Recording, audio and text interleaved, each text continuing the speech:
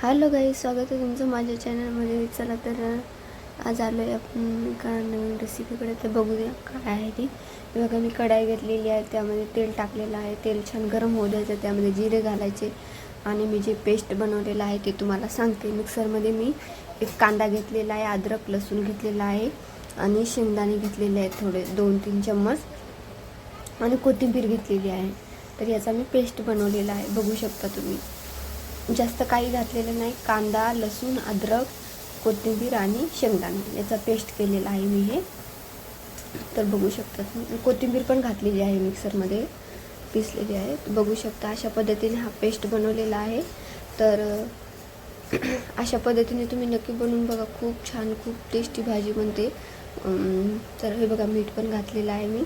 आता आपण यामध्ये मसाले घालून घेऊ. हळदी पावडर घातलेला आहे, सब्जी मसाला घातलेला आहे मी, हे पण एकदम थोडासा घातलेला आहे, छोटा चम्मच एक. आणि मटन मसाला होता ते पण थोडासा. मी कोणते पण मसाले भाजीमध्ये टाकते असं काही नाही आहे. चिकन मसाला आहे म्हणून चिकनच्या भाजीत टाकायचं असं काही नाही, मी कोणत्या भाजीमध्ये टाकते. तर हे बघू शकता. आता छान मिक्स करून घ्यायचं आहे. मिरची पण घातलेली आहे, सॉरी मी सांगायला विसरले, मिरच्या पण घातलेल्या आहेत मी, कारण की हिरव्या वाटणातच भाजी बनवते ना, त्यामुळे मी मिक्सरमध्ये मिरची, कांदा, लसूण, अद्रक, कोथिंबीर आणि शेंगदाणे भाजून घातलेले आहेत. तर हे बघा, हे अशा प्रकारचं पेस्ट आहे. आता हे आपल्याला छान असं तेल सुटेपर्यंत भाजून घ्यायचं आहे. छान भाजून घ्यायचं आहे.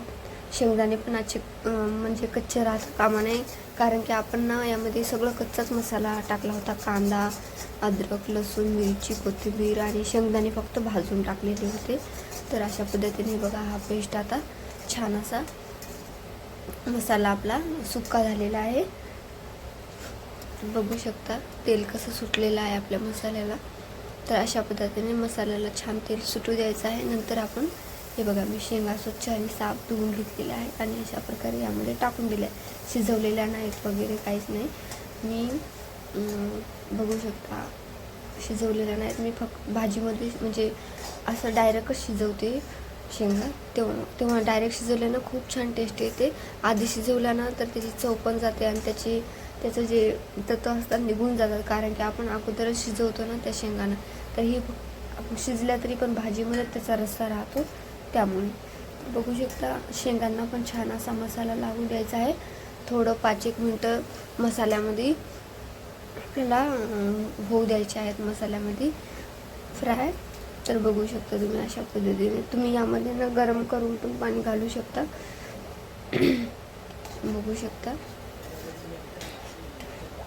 खूप छान आणि खूप टेस्टी भाजी बनते. अशा पद्धतीने तुम्ही नक्की ट्राय करून बघा. आणि जास्त टाईम पण लागत नाही, एकदम फटाफट गडबडीमध्ये घाईमध्ये बनून जाते ही भाजी. तर बघा, अशा पद्धतीने ग्रेव्ही तुम्हाला जशी पाहिजे तशी तुम्ही बनवू शकता. आमच्या इथे पातळच लागते, त्यामुळे मी इथे पातळ बनवते. म्हणजे काय, आपण भातासोबत पण खाऊ शकतो आणि भाकरीसोबत, चपातीबरोबर, कशाबरोबर पण खाऊ शकतो. तर बघू शकता इथे मी आणखीन पाणी घालणार आहे यामध्ये, कारण की शिजायला पण आपल्याला पाणी लागणार आहे, त्यामुळे जास्त पाणी घालायचं आहे अगोदर. नंतर मग शिजत पाणी कमी होऊन जातं. बघू शकता अशा पद्धतीने छान असं मिक्स करून घ्यायचं आहे. नंतर आपण शिजवून घेणार आहोत.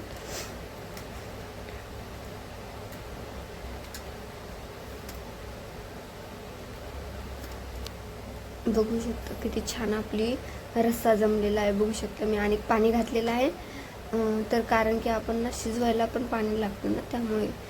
तर आता बघा, अशा प्रकारचा पातळ आहे. तर आपण आता छान शिजवून घेऊ यायला भाजीला. 15 ते 20 मिनटं छान शिजू द्यायचं आहे. अशा पद्धतीने शिजू द्यायचं आहे. छान अशी उकळी येऊ द्यायची आहे. नंतर बघू शकता तुम्ही, बघा किती छान अशी तर्री पण आलेली आहे. बघू शकता मीठ घातलेलं आहे मी वरतून. आपण अगोदर पण मीठ घातलेलं आहे, तरी पण मी नंतर मीठ घातलेलं आहे.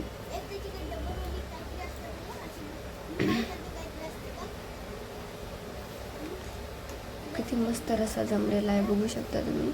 आणि ही शेंगाची भाजी ना पातळच चांगली लागते. बघू शकता अशा पद्धतीने आपली भाजी शिजत आलेली आहे आता.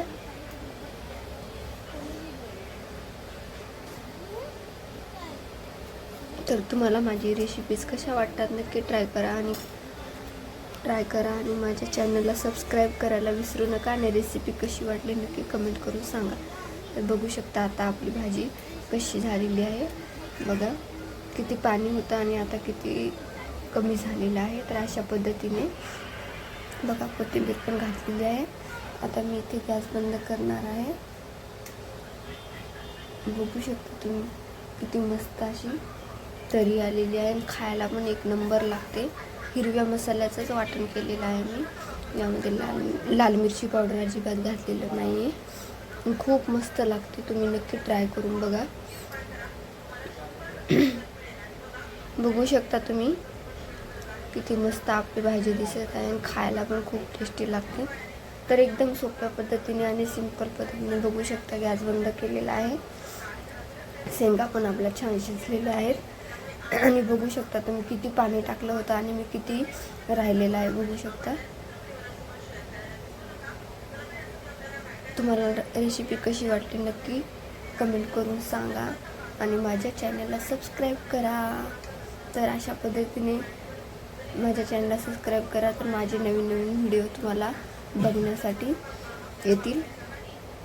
अशाच माझ्या सिंपल पद्धतीने मी माझ्या पद्धतीने बनवते. म्हणजे जास्त काय हे करत नाही. मी माझ्या पद्धतीने मला जशी वाटले तशी मी व्हिडिओ शूट करते. मी जशी घरी बनवते तसंच करते. तर नक्की कमेंट करून सांगा माझ्या रेसिपी तुम्हाला कशा वाटतात. आणि आवडलं तर ट्राय करून बघत जा नक्की. चला तर मग बाय बाय सगळ्यांना आणि थँक्यू तुम्ही माझे व्हिडिओ बघता. Bye bye.